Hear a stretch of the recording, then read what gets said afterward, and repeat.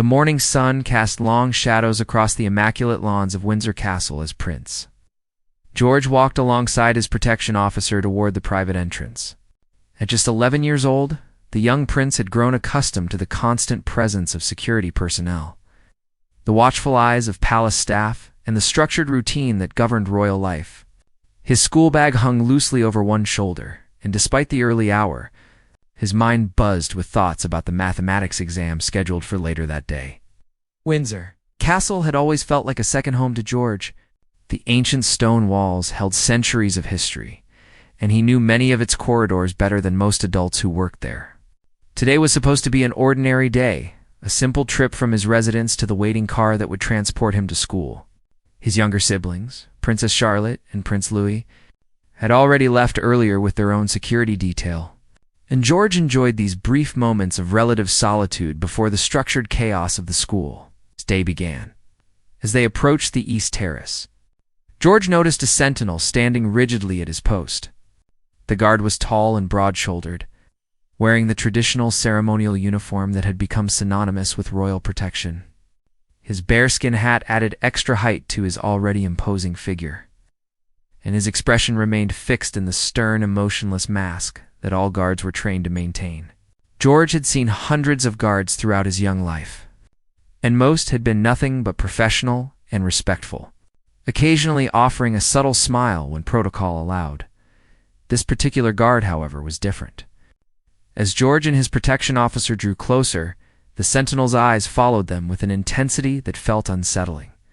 The young prince initially thought nothing of it, assuming the guard was simply doing his job with extra vigilance. But as they passed within a few feet of the sentry position, something happened that would change the course of that ordinary morning forever.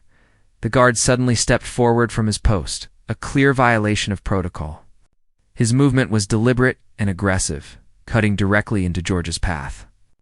The protection officer immediately moved closer to the prince, his hand instinctively moving toward his communication device. George froze, his heart pounding in his chest. As he looked up at the towering figure now standing uncomfortably close, the sentinel leaned down slightly, his face mere inches from George's. His breath was heavy, and his eyes bore into the young prince with a coldness that sent chills down George's spine. No words were spoken, but the message was clear and threatening. The guard's posture, his positioning, and the aggressive energy radiating from him created an atmosphere of intimidation that was impossible to ignore. George's protection officer immediately stepped between them, his voice firm and authoritative as he ordered the guard to return to his post. The sentinel complied slowly, almost mockingly, stepping backward with deliberate movements while maintaining eye contact with the young prince. The entire encounter lasted less than 30 seconds, but for George, those seconds felt like an eternity. The protection officer quickly guided George away from the area, his hand gently but firmly on the prince's shoulder. As they walked toward the waiting vehicle, George remained silent, his usual cheerful demeanor replaced by visible distress. His hands trembled slightly, and he kept glancing over his shoulder as if expecting the guard to follow them. Once safely inside the car, the protection officer immediately contacted the head of security. His report was detailed and urgent, describing the guard's behavior as highly inappropriate and potentially threatening to a member of the royal family. He emphasized that the sentinel had deliberately violated multiple protocols and had created a situation that could have escalated into something far more serious. George sat quietly in the back seat, staring out the window as the castle grounds passed by. The young prince had been trained from an early age about security protocols, about staying calm in unusual situations, and about trusting the adults whose job was to protect him. But nothing had prepared him for the raw intimidation he had just experienced from someone who was supposed to be part of that protective shield. At school, George struggled to concentrate on his lessons. His teachers noticed that the usually engaged and attentive prince seemed distracted, his mind clearly elsewhere. During recess, he stayed close to his security detail, something he rarely did, preferring usually to play with his friends without the constant reminder of his unique position. Meanwhile, back at Windsor Castle, the incident report had reached the desk of the chief security officer. The severity of the situation was immediately recognized. A member of the King's Guard had not only violated protocol, but had deliberately intimidated a minor. And not just any minor, but the future heir to the throne. The security footage was reviewed multiple times, confirming every detail of the protection officer's report by mid-morning. The report had been escalated to senior palace officials. Phone calls were made, meetings were hastily arranged. The sentinel in question was immediately removed from his post and confined to quarters pending investigation. The palace security apparatus moved with swift efficiency, understanding that any threat to a member of the royal family, regardless of how subtle, could not be tolerated. Prince William, who was attending official engagements in London, received the call just before lunch. His private secretary delivered the news with practiced calmness, but the content was anything but calm. His eldest son had been intimidated by a royal guard, someone entrusted with the protection of the family. William's jaw tightened as he listened to the detailed account.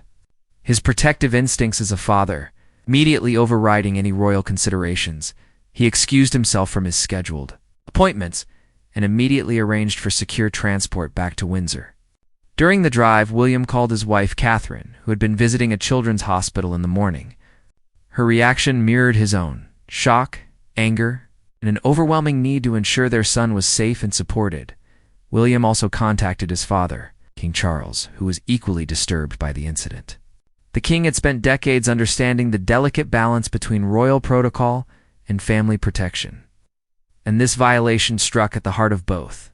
He assured William that full resources would be made available for the investigation and that appropriate action would be taken swiftly. As William's car approached Windsor Castle, his mind raced with questions. Who was this guard? What motivated such behavior? Had there been previous incidents that were overlooked? Most importantly, how was George handling the situation emotionally? The prince had been trained to remain composed in public, but he was still just a child, and this experience would undoubtedly leave an impression. The afternoon sun was beginning its descent as William arrived at the castle. Staff members greeted him with respectful nods, but the atmosphere was noticeably tense. Everyone within the royal household had heard about the incident by now, and the gravity of the situation hung heavy in the air. Security had been doubled at all entry points, and additional protective measures had been quietly implemented throughout the grounds. William went directly to his private office, where senior security officials were waiting with comprehensive reports. The Sentinel's personnel file lay open on the desk, along with security footage, witness statements, and a preliminary psychological assessment. The prince sat down, his expression grim, as he began reviewing the materials that would help him understand exactly what had happened to his son that morning. The security briefing revealed details that made William's blood run cold. The sentinel in question was identified as Thomas Bartley, a 34-year-old guard who had served in the royal household for nearly 8 years. His record had been exemplary until recently, with commendations for his discipline and dedication. However, deeper investigation uncovered troubling patterns that had somehow slipped through the monitoring systems. Over the past 6 months, Bartley had exhibited increasingly erratic behavior. Several colleagues reported that he had become withdrawn and hostile, though these observations had been noted informally rather than officially documented. There had been whispered concerns about his mental state. But in the rigid hierarchy of royal security, such concerns often went unreported without concrete evidence. More disturbing were the recent discoveries on Bartley's personal devices. Security investigators working under emergency protocols had uncovered a series of online posts under an anonymous account. The posts revealed obsessive attention to the royal children's schedules, movements, and public appearances. While nothing explicitly threatening had been posted, the level of fixation was deeply concerning and suggested that morning's incident was not spontaneous but potentially premeditated. William listened to the briefing with growing anger. How had someone with such clear warning signs been allowed to remain in a position where he could access his children? The security chief acknowledged the failures in the system, explaining that personnel monitoring had focused primarily on external threats rather than internal behavioral changes. It was a gap in protocol that would be immediately addressed. But the admission did little to calm William's fury. The investigation also revealed that Bartley had requested reassignment to posts where he would have greater proximity to the royal children multiple times over recent months. These requests had been granted without suspicion. Guards often requested different assignments for various legitimate reasons. In hindsight, the pattern was obvious and alarming. As the briefing concluded, William made several immediate decisions. First, Bartley would be permanently removed from royal service effective immediately. Second, every member of the security detail with access to his children would undergo enhanced psychological screening. Third, protocols for reporting concerning behavior would be overhauled to ensure nothing like this could happen again. But these administrative actions, while necessary, did not address the most pressing concern, his son's well-being. George returned from school that afternoon under heightened security. Catherine met him at the entrance, embracing him tightly before he could even step fully inside. The young prince clung to his mother, and for the first time since the morning incident, his composure cracked. Tears streamed down his face as he described the fear he had felt when the guard approached him. The way the man's eyes had seemed filled with something dark and threatening. William joined them moments later. Kneeling to his son's level and listening intently as George recounted the experience in his own words, the prince's father remained calm and reassuring, but inside he was seething. His primary role was not as future king in that moment, but as a father protecting his child. He promised George that the guard would never be near him again, and that additional measures were being taken to ensure complete safety. That evening, the family gathered in their private quarters. Charlotte and Louis, sensing something was wrong, remained unusually quiet. William and Catherine made the decision to be honest with all three children in an age-appropriate way. They explained that someone had behaved inappropriately and that it was being handled seriously. They emphasized that the vast majority of people around them were trustworthy and dedicated to their safety, but that occasionally problems needed to be addressed firmly. George asked questions that broke his parents' hearts. He wanted to know if other guards might hurt him. He wondered if he had done something wrong to provoke the incident.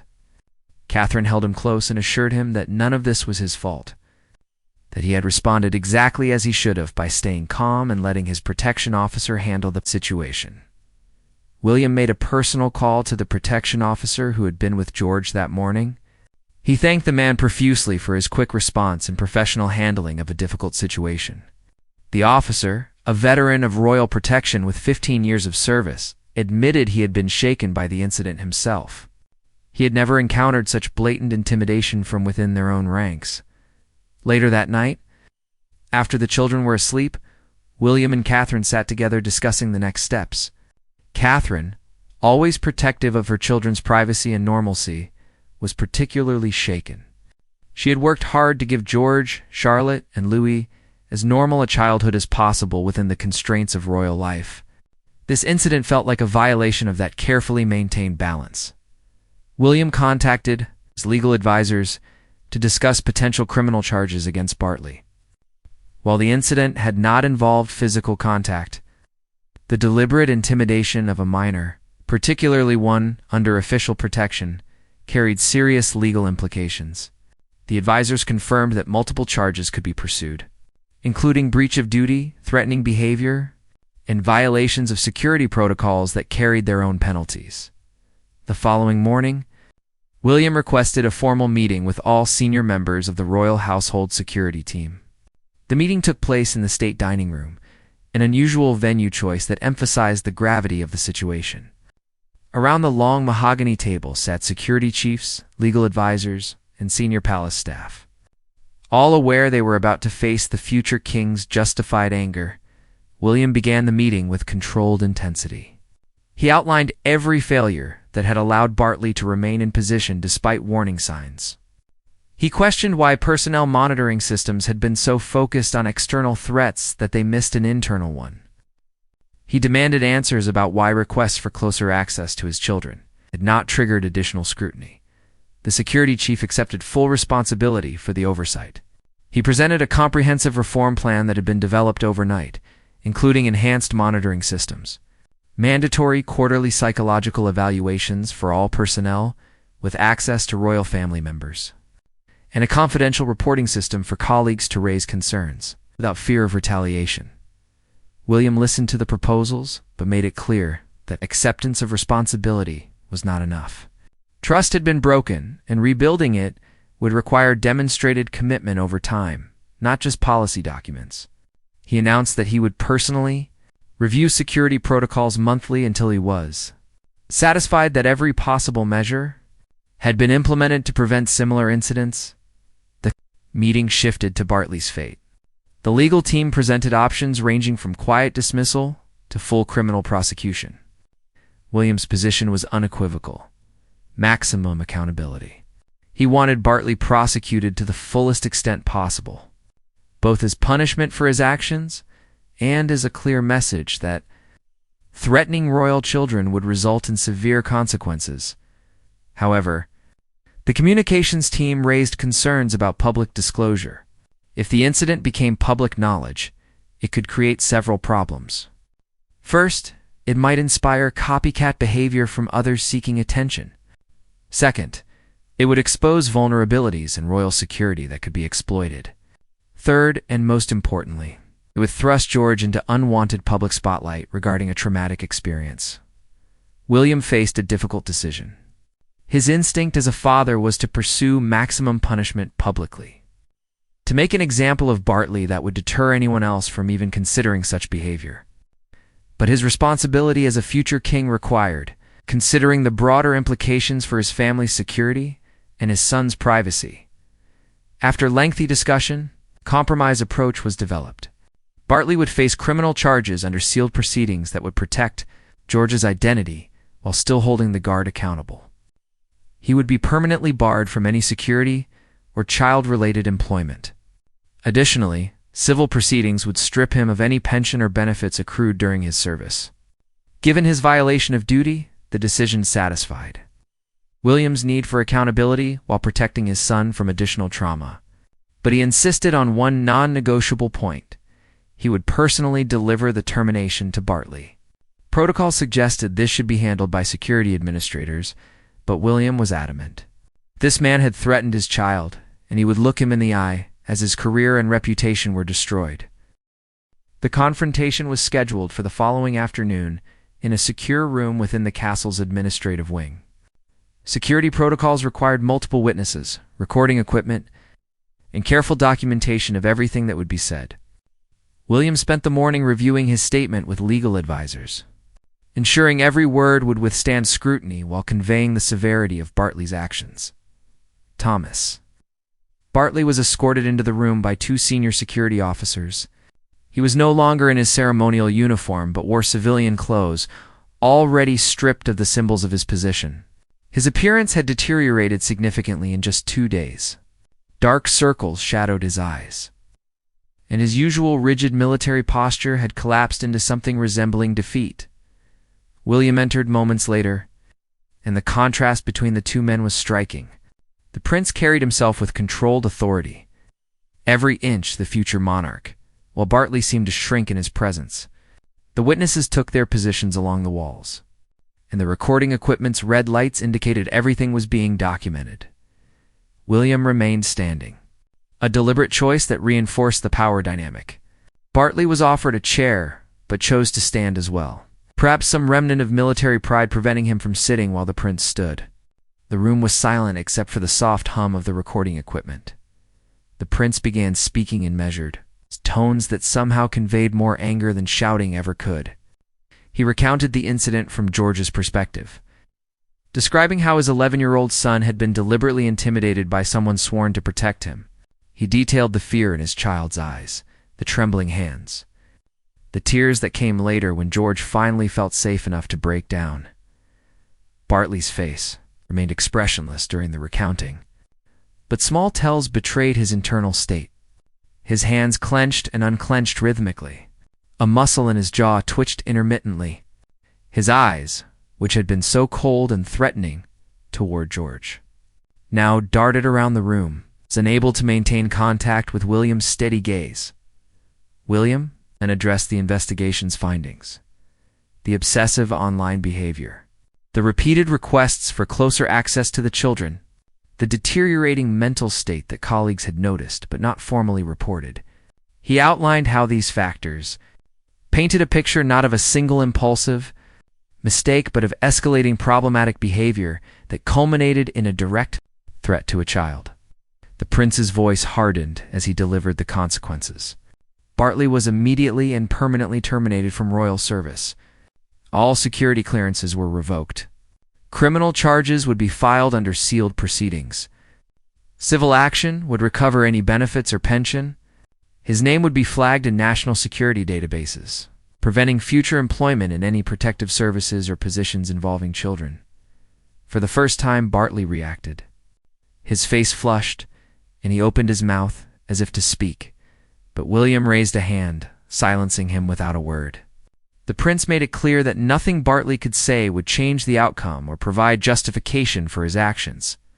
There was no explanation that could excuse intimidating a child, regardless of the circumstances. William then addressed something his legal advisors had counseled against, speaking directly to Bartley's motivations. The prince noted that the investigation had uncovered resentment in Bartley's online posts about royal privilege, complaints about security protocol changes, and general grievances about his position. William acknowledged that royal service could be demanding and that legitimate concerns should be addressed through proper channels. However, he emphasized with cold precision that personal grievances could never justify threatening a child. If Bartley had issues with royal protocols or felt undervalued in his position, numerous official channels existed for addressing such concerns.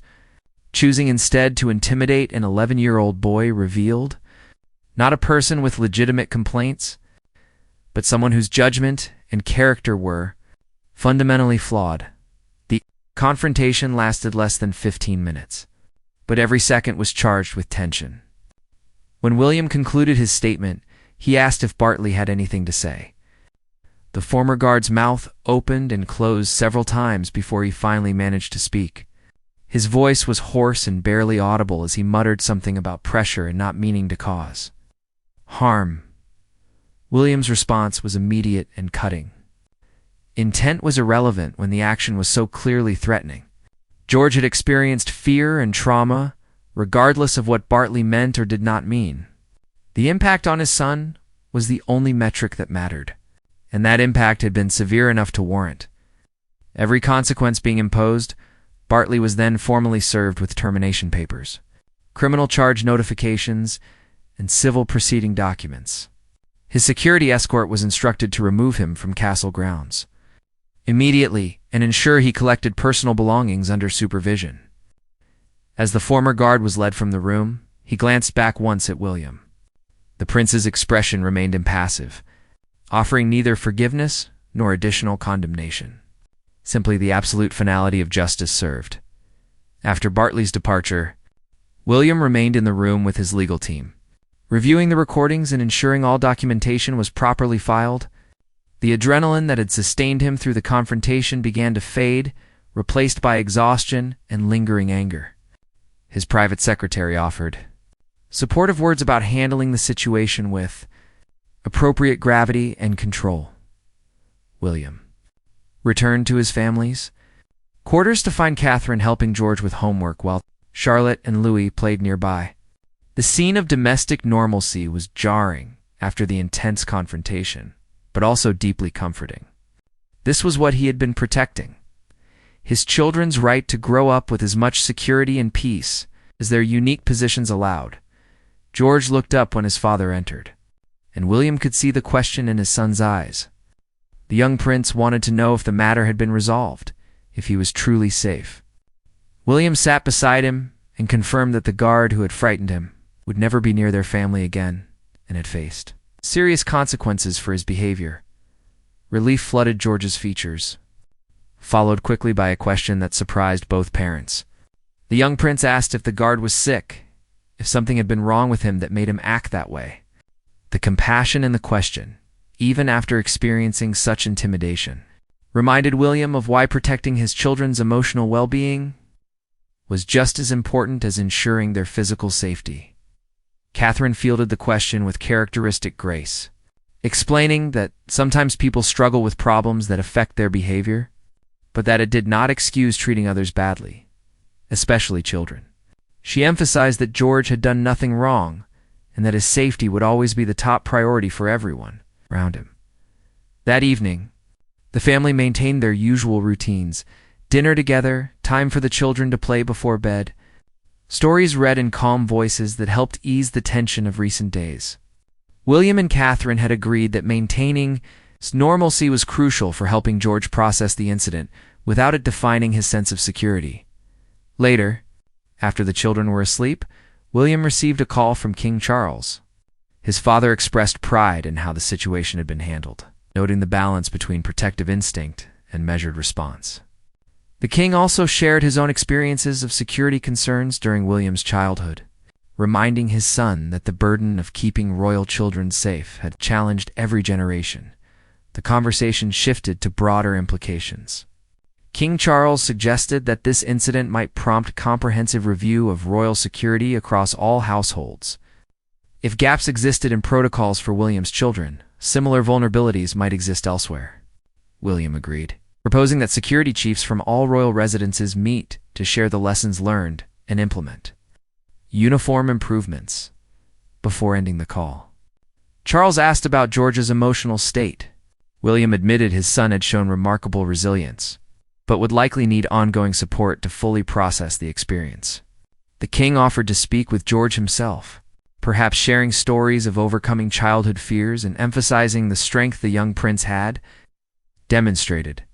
The media remained unaware of the incident, thanks to careful information control and the sealed nature of criminal proceedings against Bartley. This allowed the family to process events privately, without external pressure or speculation.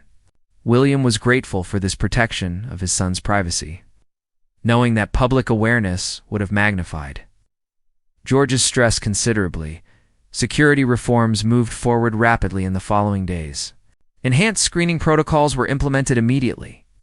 A new reporting system for behavioral concerns was established with multiple channels and guaranteed confidentiality. Rotation schedules were revised to prevent any single guard from developing inappropriate familiarity or fixation. On specific family members, William personally interviewed candidates for George's new primary protection detail, something protocol did not typically require but which he insisted upon.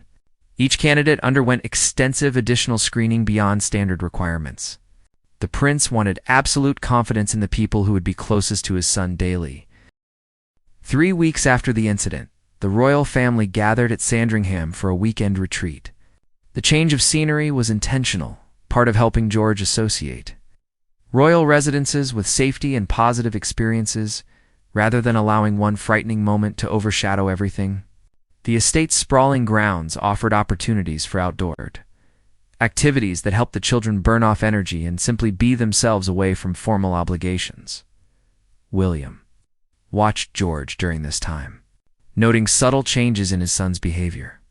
The young prince stayed closer to trusted adults than before and occasionally glanced around as if checking for threats. These were normal responses to what he had experienced, but they still pained William to observe. His naturally outgoing, confident son had been forced to develop wariness that no child should need. Catherine arranged for a child psychologist specializing in trauma to meet with George informally during their stay. The session was framed as a casual conversation about feelings rather than formal therapy. Maintaining the low-pressure approach they had adopted, the psychologist reported that George was processing the incident appropriately, but recommended follow-up sessions to ensure no lasting anxiety developed. During a private walk through Sandringham's gardens, George surprised his father by bringing up the incident directly.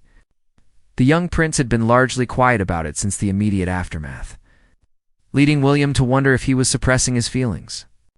But George's questions revealed he had been thinking deeply about what happened and trying to understand it within his developing worldview. He asked his father why someone whose job was protecting them would want to scare him instead. William sat on a garden bench, pulling his son close, and tried to explain in terms an 11-year-old could grasp. He talked about how sometimes people struggle with problems inside themselves, problems that make them act in ways that hurt others. He emphasized that such behavior was never acceptable and always had consequences. George then asked something that revealed wisdom beyond his years. He wanted to know if being royal made bad things more likely to happen. William felt his heart constrict at the question. Recognizing his son was grappling with the burden that came with his future role, he answered honestly, acknowledging that their position brought certain risks, but also emphasizing the many good people dedicated to keeping them safe. The prince shared stories of his own childhood, times when he had felt scared or uncertain about his role. He described how his mother, Princess Diana, had helped him understand that being royal meant both privilege and responsibility, but that neither should prevent him from living fully and without excessive fear. George listened intently, seeming to draw comfort from knowing his father had navigated similar feelings. Catherine joined them in the garden, and together they reinforced messages about resilience, appropriate caution versus excessive fear, and the importance of maintaining trust in the good people around them. They acknowledged that George might feel nervous for a while and assured him those feelings were normal and nothing to be ashamed of. Back at Windsor Castle the following week, the enhanced security protocols had become routine. New guards had been carefully integrated into the detail, and the atmosphere among security personnel had shifted noticeably. There was heightened awareness of behavioral monitoring, and staff seemed more willing to report concerns without fear of overreacting. William received regular briefings on the ongoing criminal proceedings against Bartley. The former guard had attempted to mount a defense based on mental health struggles and work-related stress, but the prosecution's case was overwhelming. The deliberate nature of his actions, the premeditation suggested by his online behavior, and the clear violation of duty made conviction virtually certain. The legal team also uncovered that Bartley had a history of disciplinary issues in his military service prior to royal employment, issues that had somehow not been adequately flagged during his hiring process. This revelation prompted yet another review of vetting procedures, with William insisting that no stone be left unturned in identifying and closing security gaps. One afternoon, George's new primary protection officer, a woman named Sarah Matthews with an exemplary record and background in child protection, approached William with a request. She wanted to establish open communication with George about security procedures, helping him understand what protection looked like while empowering him to voice concerns if anything ever made him uncomfortable again. William appreciated the proactive approach and arranged for the conversation to happen with both parents present. Matthews spoke to George with respect and clarity, explaining her role and inviting him to ask questions or share concerns anytime. She emphasized that good security should make him feel safe, not restricted or afraid, and that his comfort and well-being were paramount. George asked several thoughtful questions about how guards were chosen, how they were trained, and what happened if someone acted inappropriately. Matthews answered each question honestly and age-appropriately, building trust through transparency. By the conversation's end, George seemed noticeably more relaxed, even managing to joke about weather. Protection officers got tired of following royal children around all day, the interaction reminded William of an important lesson. His children needed to be partners in their own security rather than passive subjects of protection. Elaborate education about safety protocols, combined with empowerment to speak up about concerns, would serve them better than attempting to shield them from all awareness of security realities. Meanwhile, reforms initiated after the incident were being implemented across all royal households. King Charles had indeed ordered a comprehensive security review.